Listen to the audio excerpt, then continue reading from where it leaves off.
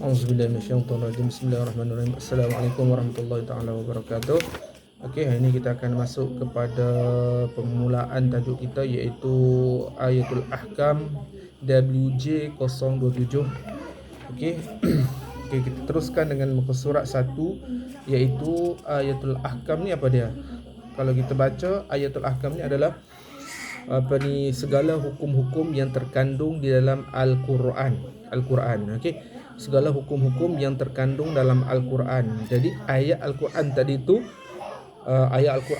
tu dia menjelaskan setiap apa yang Allah Ta'ala berikan, nyatakan dalam Al-Quran. Jadi ulama membahaskan apa yang dimaksudkan dengan ayat-ayat yang termasuk dalam Ayatul Ahkam. Jadi ulama keluarkan hukum-hukum yang terkandung di dalam Ayatul Ahkam tadi itulah. Okey, itu yang dimaksudkan. Jadi Ayatul Ahkam ni perpandukan kepada Al-Quran. Lepas tu ulama membahagikan dia dan membahaskan dia dalam hadis lah. Okey, kita tengok terus dalam muka surat 1, iaitulah yang pertama sekali, tanggungjawab terhadap keluarga. Ni di segi pendidikan. Okey, di segi pendidikan, tanggungjawab bapa terhadap keluarga. Kalau kita baca, tanggungjawab bapa ni adalah besar. Dia kena bagi nafkah, dia kena bagi keperluan kepada anak dan bini dia. Lepas tu dia kena sediakan apa yang patutlah. Okey, kita tengok apa yang tanggungjawab kepada dia.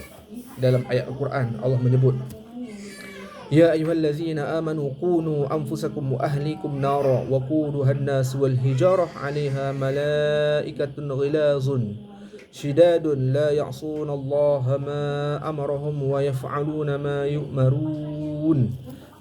Terjemahan ayat daripada ni ialah, wahai orang-orang yang beriman, peliharalah diri kamu dan keluarga kamu dari api, dari neraka yang bahan bakarnya manusia dan batu berhala. Neraka itu dijaga dan dikawal oleh malaikat yang keras lagi kasar layanannya.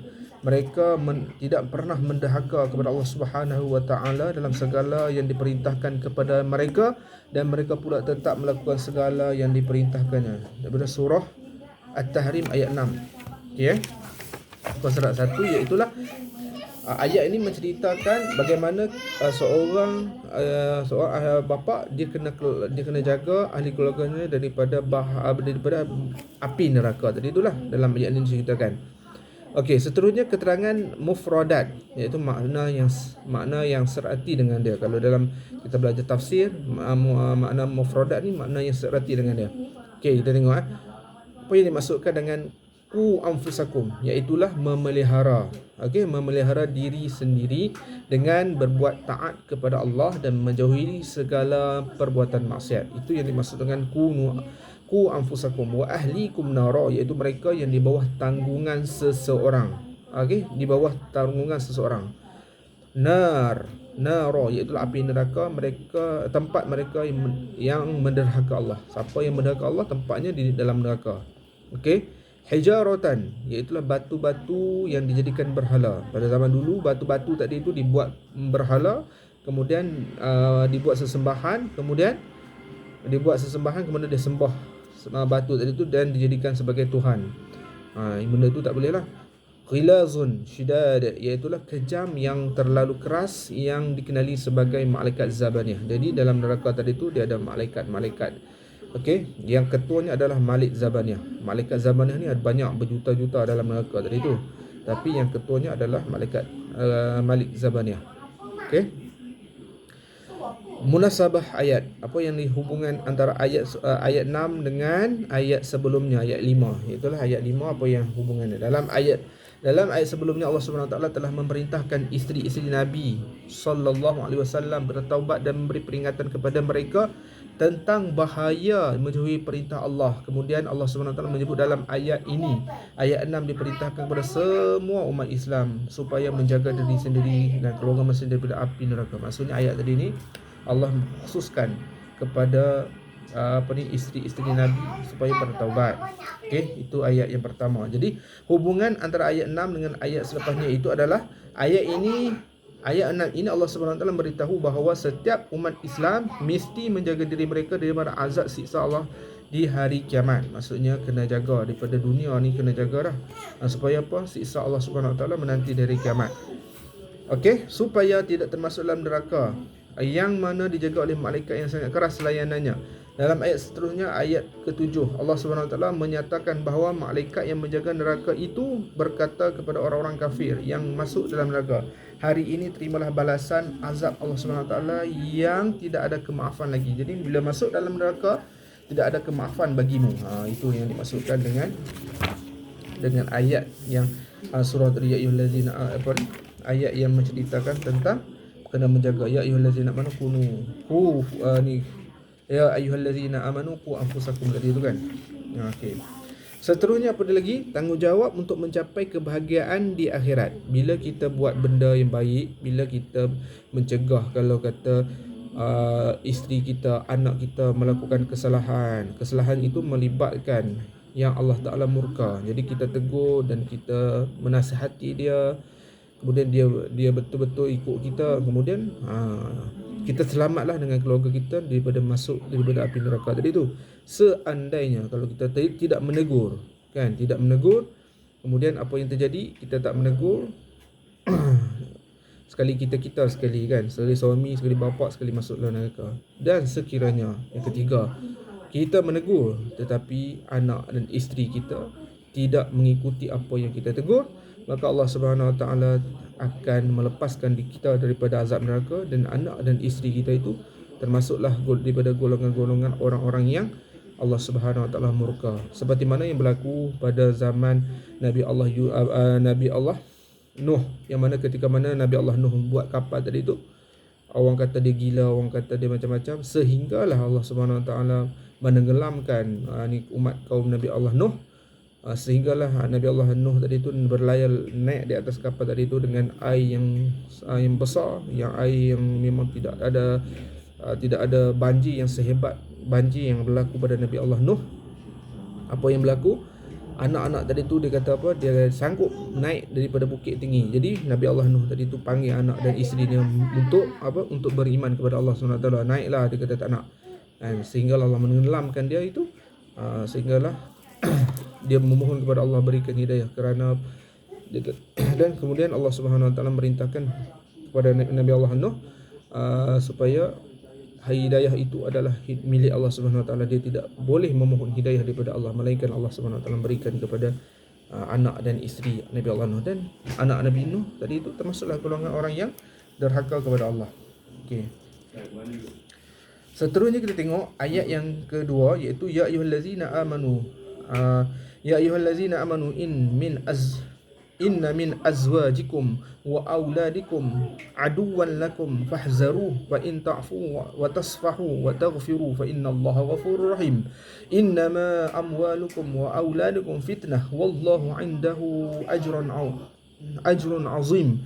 Fattaqullaha mastata'tum wasma'u wa ati'u wa anfiqu khairan li anfusikum wa man yuqashuhha nafsihi faulaika humul muflihun. Apa yang dimaksudkan dengan ayat tadi itu? Iaitulah, wahai orang-orang yang beriman, sesungguhnya ada di antara isteri-isteri dan anak-anak kamu yang menjadi musuh bagi kamu. Oleh itu awaslah serta berjaga-jagalah kamu terhadap mereka. Dan kalau kamu maafkan dan tidak marahkan mereka serta mengampunkan kesalahan mereka, Allah SWT akan berbuat demikian kepada kamu. Kerana sesungguhnya Allah SWT Maha mengampun lagi Maha mengasihi. Sesungguhnya harta benda dan anak-anak kamu itu hanyalah menjadi ujian, dan di sisi Allah SWT jugalah pahala yang besar. Oleh itu bertakwalah kamu kepada Allah SWT dengan sedaya upaya kamu, dan taatlah dan pengajaran-pengajaran serta taatlah perintah-perintahnya, dan belanjalah harta kamu serta buatlah kebaikan untuk diri kamu. Dan ingatlah, siapa yang menjaga serta memelihara dirinya daripada dipengaruhi oleh tabiat bakhilnya, mereka lah orang-orang yang berjaya. Okey, memberi. Jadi ayat tadi tu menjelaskan bahawasanya seorang kita ni tak boleh, walaupun macam tu anak dan isteri kita tu sebagai ujian, kita sebagai bapa, anak dan isteri kita tu sebagai ujian bagi kita. Ada anak yang baik, anak yang jahat dan sebagainya. Ujian bagi bapa tadi lah. Okey, seterusnya langkah-langkah untuk mengelakkan diri daripada kemurkaan Allah. Yang pertama, menjauhkan diri daripada maksiat. Yang pertama. Yang kedua, melakukan ibadah kepada Allah. Bila kita nak buat baik, mestilah kita kena melakukan ibadah. Ibadah ni termasuklah kita solat, Bukan kata kita solat saja, ibadah ni termasuk kita membayar zakat, termasuk kita berbuat baik, iaitu kita menolong orang dalam kesusahan. Itu dikira ibadah. Seterusnya kita menziarahi orang yang sakit, kita menziarahi ibu dan ayah kita yang berada di kampung, kita berbuat baik dengan ibu dan mertua kita, walaupun mereka itu telah buat jahat kepada kita, ataupun kita buat benda yang tidak baik kepada ataupun ibu mertua kita tu ataupun bapa mertua kita tu tak buat baik kepada kita.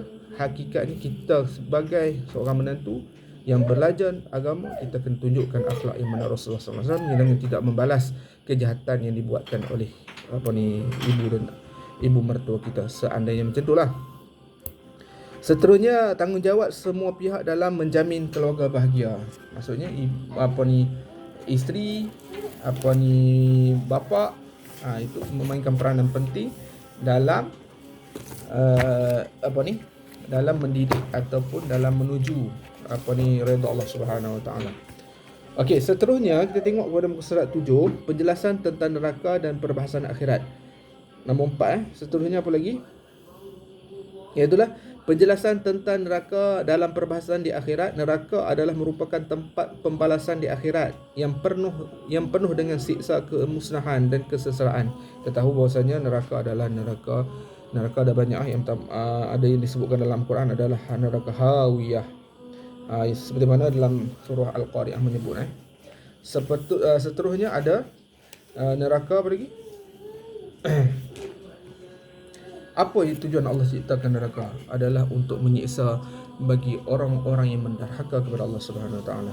Seterusnya penjelasan tentang malaikat. Kita tahulah malaikat ni adalah yang tidak pernah membuat maksiat, yang tidak pernah melakukan kejahatan, yang diciptakan daripada cahaya, kan? Seperti mana hadis Nabi sallallahu alaihi wasallam, khuliqatil malaikatu min nur, iaitulah dijadikan malaikat diciptakan daripada cahaya. Jadi malaikat tadi diciptakan dia tidak ada jantan dan tidak ada betina, dia tidak ada nafsu, dia tidak ada makan dan semua. Dia hanya diciptakan Allah semata-mata untuk mengagungkan Allah Subhanahu Wa Taala, untuk mentaati Allah Subhanahu Wa Taala. Untuk apa? Untuk Allah menunjukkan bahawasanya Allah Subhanahu Wa Taala lah yang Maha Agung, yang menjadikan walaupun tak makan, tak minum, tapi masih ada kekuatan, masih ada kehebatan. Itu tandanya Allah Subhanahu Wa Taala berkuasa untuk menjadikan setiap sesuatu. Walaupun malaikat tu tak makan, tetapi dia boleh hidup. Itu dalam kekuasaan Allah Subhanahu Wa Taala lah. Okey. Jadi kita bukan macam tu. Seterusnya kita tengok malaikat Jibril mempunyai 600 sayap. Allah ciptakan malaikat tadi, Jibril tadi tu 600 sayap. Seperti mana hadis Nabi sallallahu alaihi wasallam, inna Rasulullah sallallahu alaihi wasallam ra'a Jibril alaihi salamu lahu 600 janahin. Allah menjadikan malaikat Jibril itu sebanyak 600 sayap. Hebat. Malaikat yang wajib imani adalah yang pertama sekali Jibril, Mikail, Israfil, Izrail, Munkar, Nakir, Roti, Atib, Malik, Ridwan. Okey, itu malaikat yang kita tak perlu nak jelaskan lagi lah. Mesti malaikat Israfil kita tahu dia adalah meniup sangkakala. Malaikat Jibril menyampaikan wahyu. Malaikat Mikail memberikan menyampaikan rezeki. Malaikat Munkar dan Nakir menyuap orang dalam kubur dan sebagainya. Okey. Seterusnya kita tengok muka surat pendidikan Islam lagi. Kita tengok firman Allah Subhanahu Wa Taala, iaitu ayat yang berbunyi muka surat 12, ya bunayya innaha in taku mithqala habbatin min khardalin fatakuna fi sakhratin aw fis samawati aw fil ardi ya'ti biha Allah innallaha latifun khabir. Ya bunayya aqimis salata wa'mur bil ma'ruf wanha 'anil munkari wasbir 'ala ma asabak inna dhalika min azmil umur. ولا تصعر خدك للناس ولا تمشي في الأرض مرحا إن الله لا يحب كل مختال فخور واقصد في مشيك واغضض من صوتك إن أنكر أصوات لصوت الحمير. Itu antara ini daripada surah Al-Luqman. Apa yang pertama sekali, pesanan daripada Luqman Luqman Hakim kepada anaknya. Itulah yang pertama sekali, apa perintahnya? Wahai anak kesayanganku, Sesungguhnya jika ada sesuatu perkara seberat biji sawi sekalipun, serta ia sembunyi di dalam batu besar atau langit maupun di bumi, sudah tetap akan dibawa oleh Allah SWT, kerana sesungguhnya halus pengetahuan lagi maha meliputi segala yang tersembunyi. Wahai anakku yang pertama, seterusnya, dirikanlah solat dan suruhlah manusia dalam perkara kebaikan dan cegahlah kemungkaran mengikut kadar kemampuan yang ada padamu, dan bersabarlah dengan apa yang mengenaimu ketika melaksanakan amar ma'ruf dan nahi munkar itu. Sesungguhnya, demikian itu adalah perkara yang amat perlu dilaksanakan oleh manusia. Dan janganlah engkau memalingkan kerana menghina dan menunjukkan kesombongan daripada manusia, dan janganlah engkau berjalan di muka bumi ini dengan berlagak takabur dalam keadaan hairan dan takjub kepada diri sendiri serta merendahkan orang lain. Sesungguhnya Allah SWT tidak kasih kepada orang yang sombong dan takabur. Dan berserahlah kamu dalam berjalan tidak terlalu kokoh, perlahan, dan serta merendahkan saudara apabila berbicara. Awaslah seburuk-buruk saudara ialah saudara kaldai.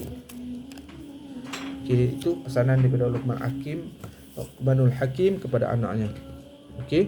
Dalam ayat ni dijelaskan, sebenarnya untuk menjadikan kita sebagai seorang bapa yang berjaya di dunia dan di akhirat, kita selalu kena menasihati anak-anak kita. Menasihati macam mana? Bapa itu sendiri kena ada ilmu pengetahuan tentang Al-Quran. Tentang kita kena membaca, kita kena belajar, dan kita kena berguru dengan orang yang mahir dalam pengetahuan sirah Al-Quran, supaya nasihat-nasihat daripada Al-Quran itu dapat kita terapkan kepada anak-anak kita. Seperti mana Luqmanul Hakim yang selalu menasihati anaknya. Ini antara pesanan-pesanan dia, iaitulah kena jaga solat, kena bercakap dengan keadaan yang lemah lembut kepada orang, tidak boleh membongkak ataupun sombong. Sebab apa tak boleh sombong? Sebab sifat sombong itu hanya layak pada Allah Subhanahu Wa Taala, tidak layak pada kita.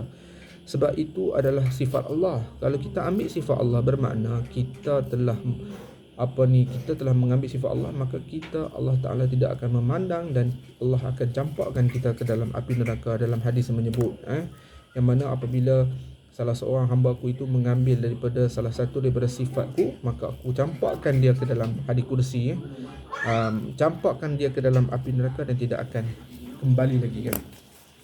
Kita tengok mithqala habbatin, iaitu timbangan seberat biji sawi, terlalu ringan timbangannya. Min khardalin sakhratin, iaitu di dalam batu hitam yang lagi besar. Latiful khabir, yang maha halus pengetahuannya, lagi maha halus pengetahuannya, ia mengetahui segala kesalahan yang tersembunyi. Azmil umur, perkara-perkara yang perlu dilakukan oleh manusia. Seterusnya apa lagi? Dia punya mufradat ayat, iaitu maraha, berlagak takabur, hairan dan takjub kepada diri sendiri dan menghina.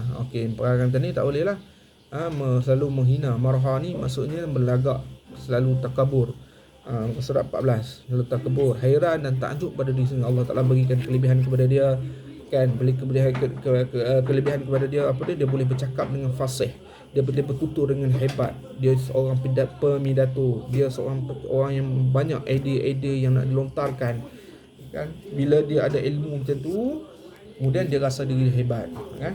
Dia lebih daripada orang lain. Benda itulah yang Allah Ta'ala tak suka. Mukhtalim fakhur, iaitu sombong dan takabur. Sifat ini hanya ada pada Allah saja. Ni saya akan jelaskan tadi itu kan. Waqdud sautik, iaitulah rendahkan suara, tidak lantang dan kuat. Maksudnya bila kita bercakap, kita kena rendahkan suara kita. Tak boleh kita bercakap macam kaldai yang ada dalam Quran. Suara kaldai ini la sautul hamir, iaitu suara kaldai yang terlalu buruk suaranya. Itulah munasabah ayat. Apa yang disebutkan ayat surah 6, munasabah ayat ini, ayat 6 hingga 19 surah Al-Luqman dengan ayat sebelumnya 15 hingga 12 hingga 15. Dalam ayat 12 hingga 15 yang mana Luqman menasihati anaknya tentang beberapa perkara yang bersangkut dengan akidah. Dan perlunya berbakti kepada kedua ibu bapa dan menuntut perintah kewajipan perkara maksiat. Dan ayat ini, ayat 16 hingga 19, Luqman menyambung nasihatnya bahawa segala kesalahan dosa walaupun sekecil apapun, hatta sebejak biji sawi, Allah Taala mengetahui dan Allah akan adilinya. Okey, Luqman menasihatkan anaknya mendirikan solat dan beradab mulia, jangan sombong dan takabur, dan tidak meninggikan suara seperti suara kaldai, suara yang paling buruk di kalangan suara haiwan. Jadi itulah ayat-ayat ni menceritakan tentang menceritakan supaya kita mengagungkan Allah Subhanahu Wa Taala, supaya kita berbuat baik kepada ibu dan ayah kita. Kita tidak boleh bersombong. Dalam ayat ni menceritakan kita tak boleh sombong, kita boleh cakap dalam keadaan nada yang tinggi. Itu yang kita kena faham lah. Okey, seterusnya kita tengok kepada muka surat 16. Keterangan ayat secara umum tu saya dah jelaskan tadi tu secara umum, secara ringkas. Kita tengok muka surat 16, keterangan ayat secara terperinci. Konsep perpaduan dalam pendidikan Islam. Pendidikan Islam tu apa dia? Satu gagasan konsep yang saling kait mengait dalam satu carta pemikiran yang berdasarkan kepada prinsip nilai yang dibawa oleh Islam. Ianya adalah gagasan yang menggariskan beberapa langkah dan landasan ilmiah yang mana jika dilaksanakan nescaya dapat membentuk peribadi sesuai dengan akidah dan syariat Islam. Penelitian terhadap pengertian pendidikan Islam di atas, maka jelaslah bahawa pendidikan Islam adalah satu yang mengandungi prinsip bersepadu sebagaimana digambarkan Allah SWT melalui nasihat Luqmanul Hakim. Jadi pendidikan Islam tu sangat-sangat penting dalam kita mendidik keluarga kita.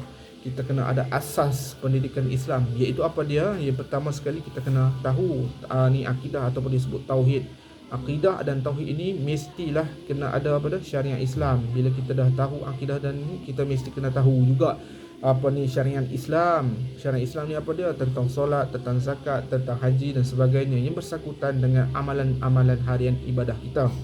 Seterusnya kita kena tahu juga iaitulah ilmu tasawuf, iaitu dipanggil ilmu akhlak pun boleh. Ilmu yang nak membentuk diri kita supaya hati kita itu menjadi hati yang betul-betul ikhlas, dan kita membuat perkara itu redha, dan kita buat perkara itu kerana Allah semata-mata. Dan dalam kita dalam bab akhlak tadi tu, kita kena tunjukkan akhlak yang baik kepada masyarakat. Kita kena tunjukkan akhlak yang baik kepada seluruh penduduk bumi, kan. Walau hatta bukan Islam sekalipun, kita tunjukkan akhlak yang baik. Dan dalam ilmu tasawuf tadi tu ataupun ilmu akhlak tadi tu mengajar kita untuk berkelakuan baik. Macam mana kita nak menjaga makanan kita, macam mana kita nak mengikut sunnah Rasulullah. Itu semuanya akhlak-akhlak tadi tu kita mesti berpandukan kepada Rasulullah sallallahu alaihi wasallam. Macam mana Rasulullah cara berjalan, macam mana Rasulullah cara bercakap, macam mana Rasulullah cara melayani isteri dan anak-anak dia, macam mana Rasulullah bila balik daripada satu tempat, Rasulullah balik berjumpa, Rasulullah akan mengurus dirinya, kan, akan menjahit kasut dia sendiri, akan jahit dia punya baju dia sendiri. Itu akhlak-akhlak yang perlu tonjolkan, yang perlu kita ikut. Okey, seterusnya apa dia lagi? Yang pertama sekali, konsep perpaduan Islam saya jelaskan, iaitu as-salat imaduddin, iaitu kita kena bila kita sebut pasal ayat tadi tu, dia mesti merujuk kepada solat. Solat tu sebagai tiang agama. Jadi tiang tadi tu mesti dipacakkan ke atas apa? Dipacak di atas tanah. Tanah tadi tu ibarat tauhid tadi tu, kan, ibarat akidah kita tadi tu mesti dipacak dekat situ. Barulah suburnya kita punya akhlak tadi tu. Lepas tu apa lagi sudut-sudut penting dalam pendidikan? Apa yang Rasulullah tunjukkan kepada kita, iaitu aku diutuskan bu'istu liutammima makarimal akhlak. Maksudnya apa dia? Aku diutuskan untuk memperbaiki ataupun menyempurnakan akhlak. Itu hadis Nabi sallallahu alaihi wasallam. Jadi akhlak-akhlak manusia pada waktu itu akhlak yang sangat huduh, akhlak yang sangat teruk. Jadi Rasulullah sallallahu alaihi wasallam datang dan memperbaiki akhlak-akhlak yang berlaku, kerosakan akhlak yang sangat teruk pada zaman jahiliah. Dan apabila Rasulullah tunjukkan akhlak yang baik kepada masyarakat penduduk dan pada waktu itu, maka sikit-sikit dakwah Islam tadi tu dapat berkembang melalui akhlak Rasulullah sallallahu alaihi wasallam, yang mana Rasulullah adalah orang yang jujur, orang yang beramanah, orang yang apabila diberikan satu-satu amanah dia akan tunaikan amanah tadi itu, dia tidak pernah bohong. Itulah akhlak yang Rasulullah sallallahu alaihi wasallam tunjukkan kepada kita. Okey, seterusnya apa dia lagi? Dalam ayatul ahkam ini kita tengok lagi memberi pendidikan rohani seperti mana al-aqlus salim fi jismi salim. Itu akal yang sihat datang daripada tubuh badan yang cergas ataupun yang sihat. Itu daripada apa ni? Okey. Maksudnya kita kena, badan kita mesti kena sihat. Seterusnya apa lagi? Memelihara keprihatinan terhadap ibu dan dalam mendidik anak tadi tu yang diceritakan dalam ayat tadi tu kan. Macam mana kita kena mendidik anak. Bila anak tadi tu kecil kita kena jaga dia, bila anak tu dah semakin dewasa kita kena didik dia. Apabila anak tadi tu mencapai umur umur 7 tahun, apabila dia tidak solat, apabila sebelum bawah umur 7 tahun tadi tu setahun kan berapa tak ingatlah. Kita kena rujuk balik takut saya salah. Apabila ada tu tempoh dah tu, sampai tempoh tadi tu, seandainya anak tak nak solat, kita kena pukul dia, kita kena rotan dia. Rotan tadi tu bertujuan untuk kita mendidik dia, kan? Bila dia dah, sebelum tu kita kena suruh. Apabila sampai tahap dia, bila dia tak nak solat, kita kena rotan dia. Itulah tanggungjawab anak, tanggungjawab bapa kepada anak tadi tu. Seterusnya mendidik menjadi hamba yang patuh Allah.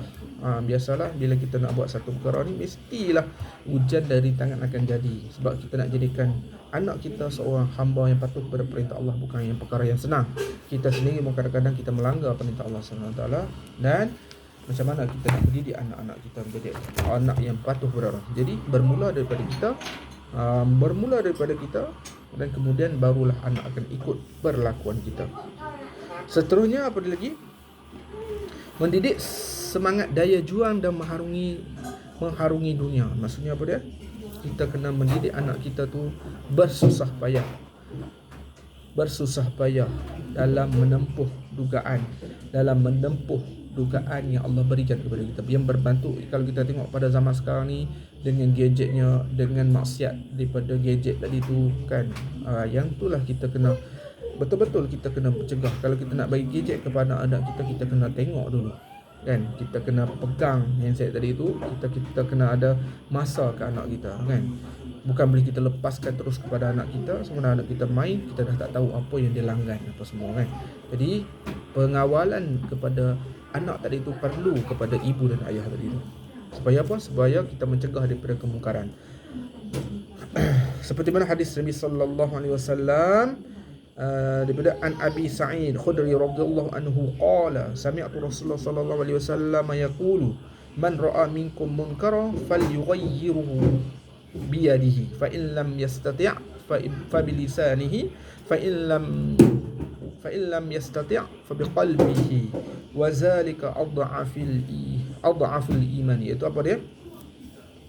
Berkatalah daripada Abi Sa'id Al-Khudri radhiyallahu anhu qala Rasulullah sallallahu alaihi wasallam, aku mendengar Rasulullah sallallahu alaihi wasallam berkata, man ra'a, siapa yang melihat satu kemungkaran, siapa yang melihat kemungkaran ataupun melihat sesuatu kemungkaran, okey, falyughayyir, maka dia kena berubah dengan tangannya.